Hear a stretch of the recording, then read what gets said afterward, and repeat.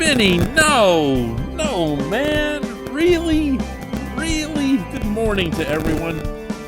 Good Thursday morning. I'm Dejan Kovacevic of DK Pittsburgh Sports, and this is a depressing daily shot of Steelers. Comes your way bright and early every weekday. If you're into hockey and or baseball, I also offer up daily shots of Penguins and Pirates right where you found this. Vince Williams, through the Steelers, announced his retirement from the NFL yesterday. He hasn't spoken on this yet. He doesn't really need to. He's going to at some point. He's a heart and soul kind of individual, and he lets people know that.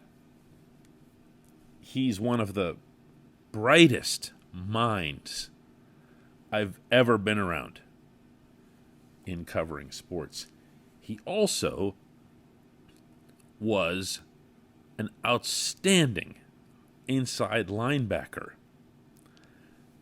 And I'm not just saying that from the standpoint of his having been a sixth rounder and overcoming the odds and all that other stuff.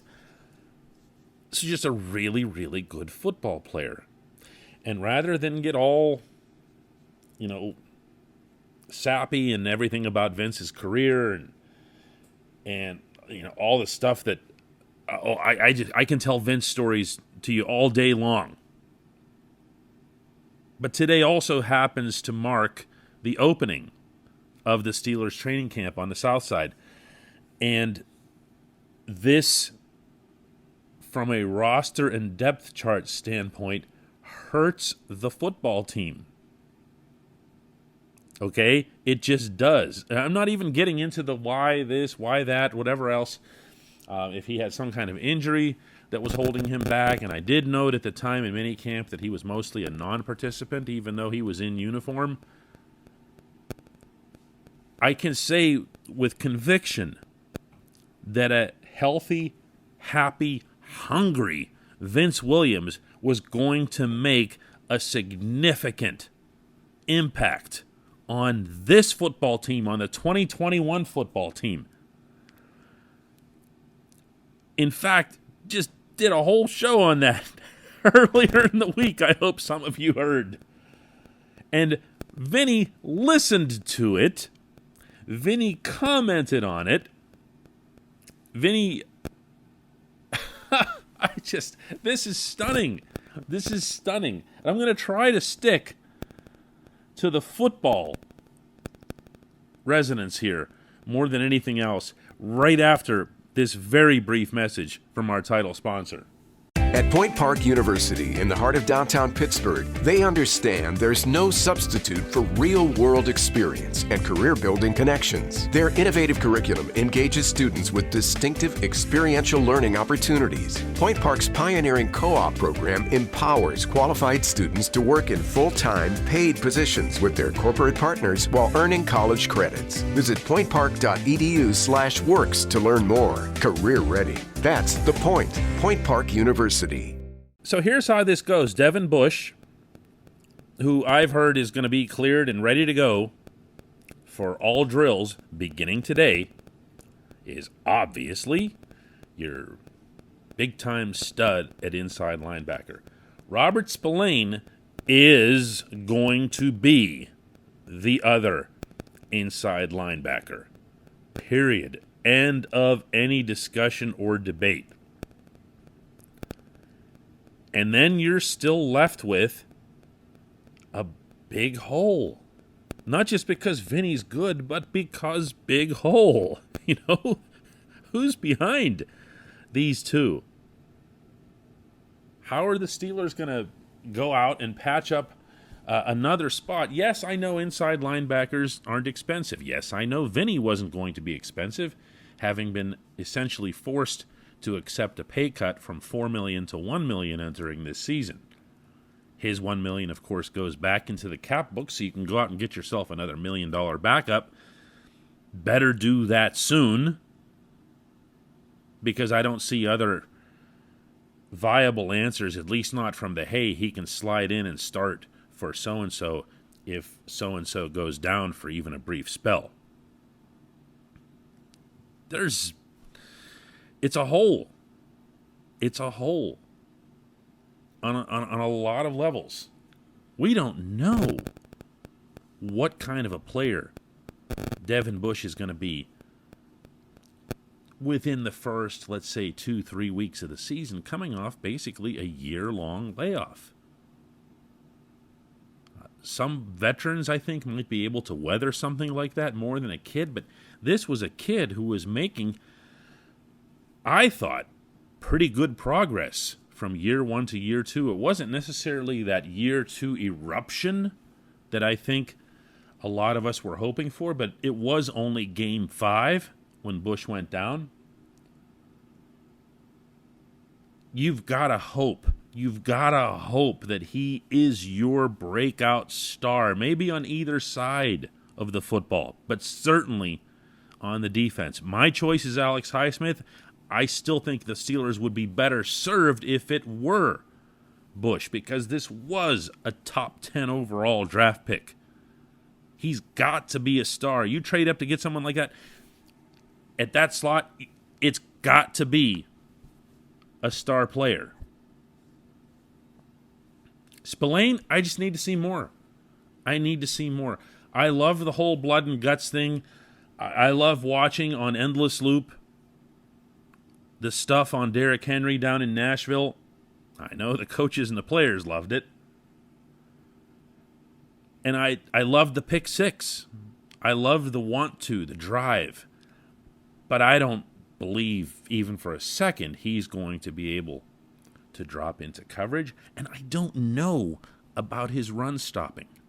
I know Devin Bush is a pretty good tackler, not necessarily a great one, but I don't look at him, certainly not with his build, and say, here's your Levon Kirkland type inside linebacker. He's not supposed to be that. So the other guy has to be that. And I don't know. Spillane just to me feels like an incomplete report card. And maybe that's the reason that I was hedging and backing off of him for so long and hoping that Vinny would come in and just rise up and take the job. And then when Vinny is watching, listening to the stuff that, reading the stuff that I'm talking about, and he's responding to it, and it sounds like he's into it, and then, boom, he's gone. Just like that. It's an adjustment. It's another adjustment that this football team has to go through right as camp opens up. When we come back, just one question.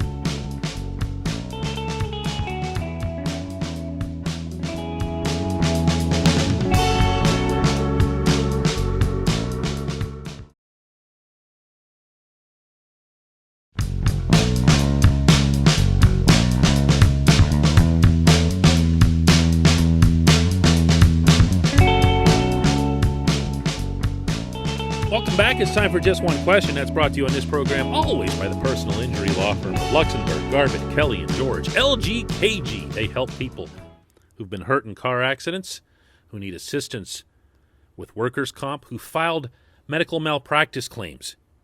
Reach out to LGKG.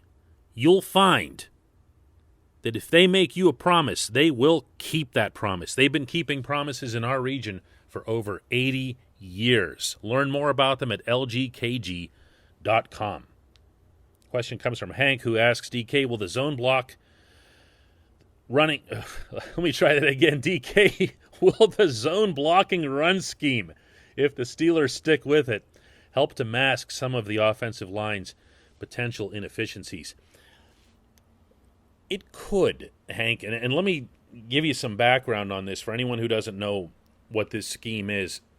The extremely short version of it is that you block a space as opposed to a man. You're not looking so much to overpower the individual. You're looking to own a space.